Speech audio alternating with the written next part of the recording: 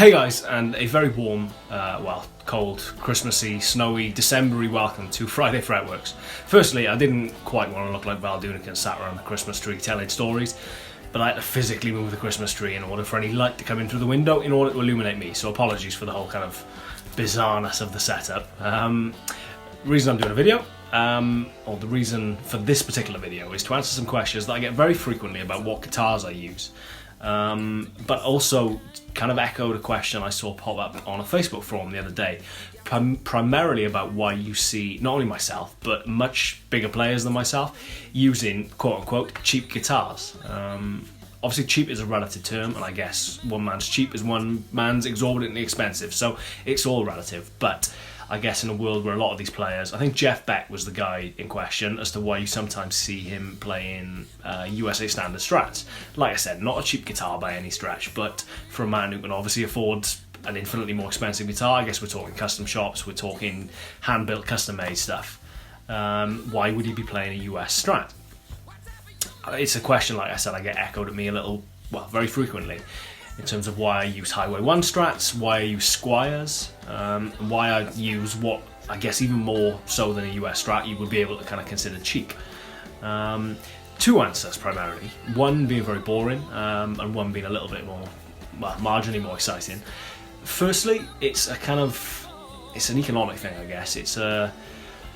It's being afraid of what might happen to them, which prior to touring I was very naive to the kind of possibilities and situations that guitars might find themselves in where things can go wrong, ultimately, whether it's in a planes hold, whether it's in the back of the van, whether it's even in the back of a car, if the car is in a bang, if you get in an accident or whatever, all kind of a myriad of situations which the guitars may take the kind of brunt of the damage.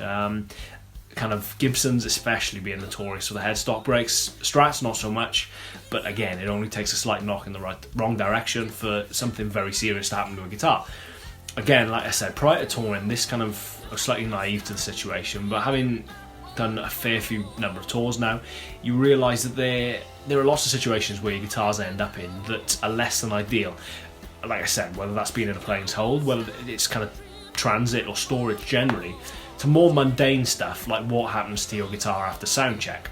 For example, I did a tour of Spain in April, and the promoters, everyone we met was nothing but absolutely lovely. But it would only take one guy, irrespective of what country you're in, to take a bit of a shine into your guitar during a moment when your back is turned.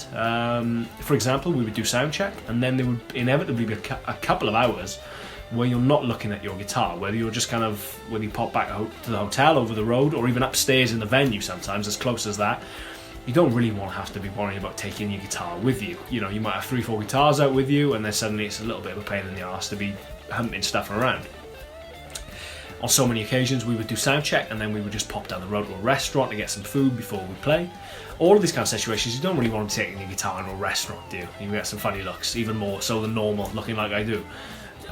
So it's just mundane situations like that where if you can minimise the potential loss, and if it was a toss-up between getting back after sound check and noticing that my guitar was gone, if it's a toss-up between it being a custom shop that cost me $3,000 or being a Squire that cost me 130 quid, you kind of start to see where the kind of thinking comes into it.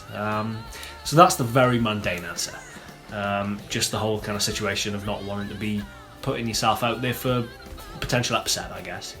The marginally more exciting answer is that, hand on heart, genuinely it's my experience, and I can only speak for myself in this respect, but you don't need to spend a lot of money to get a very good guitar. As I mentioned, I play a Squire a lot of the time, which is knocking around over there, I'll grab it in a minute, that cost me 130 quid. It's a Japanese Squire from 1991, and is one of my three kind of main Strats that I alternate between. It's a bloody gorgeous guitar. I stuck a decent set of pickups in it, and gave it a little bit of a setup, a new nut. Actually the guys at Radio Shop did, so I won't take credit for that. Bit of TLC, and it was good to go, and hand on heart sounds pretty much as good as any Strat that I've ever picked up. It plays beautifully. Had it set up to my specs, which people are asking recently. I'll do a video on my setup, I guess. I like a relatively high action, not too high, but a relatively high one, just sort of be able to dig in a little bit. Had it set up to my specifications, and it's good to go. It sounds great. And if nothing else, you get to impress people that you can make a Squier sound half decent. My other main guitar, or one of them at least, is this one, which you may or not be familiar with. It is a 2004, I want to say, Highway 1. I've done a kind of dedicated video on this if you want to check it out. This one was the only one out of my three main Strats that I guess you could maybe not call cheap. It was 500 quid on eBay.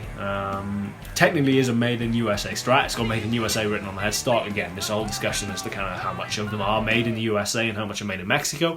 But again, I've played some bloody beautiful Mexican Strats, so whatever. 500 quid on eBay, which was initially meant as a donor guitar for my pickups. And then lastly, this one, which is another recent acquisition, is another Highway 1 in Sapphire Transparent Blue, I think it's called, which cost me 300 quid. It's a 2003, I think it's marginally earlier than the other one, and is pretty much identical in every way apart from colour to my main one. Again, I stuck a set of my signature pickups in there, which sound great, kind of any allegiance aside. And it's just a gorgeous guitar, and it cost me 300 quid. And you're just not that worried about it. I love this guitar, and I would be devastated if anything happened to any of these guitars. But again, like I said, if it's a toss-up between finding that someone's half-inched your custom shop that you spent months speccing out and designing and then taking care of and delivery and all that kind of stuff, or something that you just stumbled across in a local shop and bought for 300 quid, you kind of start to see my thinking. So, as I said, we've got this one. I shall do a dedicated video on this one in time anyway, because it doesn't get out too much. It's my backup for my main one. But as I said, they're pretty much identical in every way. So we've got this one, which I'm considering spraying, by the way. Please chip in with comments. I'm thinking Olympic White. I've always loved an Olympic White Strat with a mint green scratch plate and a rosewood neck. You stand, it's got get that 60s thing going on. As I said, we've got this one, which is 2004 Highway 1, if memory serves. It's really solid. It's marginally nicer, actually, I would say, than the blue one. Just feels a little bit more solid, I guess, for want of a better phrase. And then lastly, as I said, we've got my Squier 1991. Again, you would have seen this in videos recently. Needed a little bit of TLC. It's got a couple of dings on it. Again, I've shown this in a video recently, but whether it's showing up in this light or not, I don't know. The frets probably need replacing at some point soon, I imagine. Starting to show the signs of wear. The fretboard itself has been worn to death, and we've got wear on the back of the guitar, on the back of the neck. It's really kind of seen a lot of love.